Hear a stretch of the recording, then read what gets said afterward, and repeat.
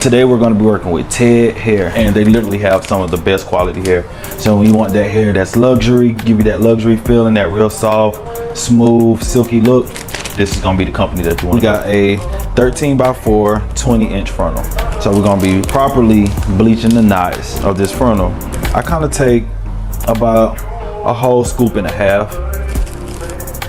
About a whole scoop and a half. 40 developer. See, now we're just gonna mix that all the way in. See, and right now this is kind of a little bit still too runny for me, so I'm gonna just keep mixing, and I'm gonna add just about a little bit more powder, so about a half a cup. And one thing about it, I do suggest that you guys wear gloves when doing this process. So now this is a little bit more like it. So what we're gonna do now is just spray. Same thing on the back. I'm gonna sit this baby right here on the edge of my sink, and I'm gonna go ahead and go in, and you just spread it just like a cake. Just spread it on there. So now typically I like to keep this in for about 30 minutes. So now we're gonna go ahead and we're gonna rinse it off. We like to use warm water, warm to cold, kind of more so on the chill side, just because it's gonna stop that bleach from activating. Go ahead and just wash all of that off. Wash it all off, wash it all off. And I'm literally just gonna spray it all over the front. You can just see how silky the hair is.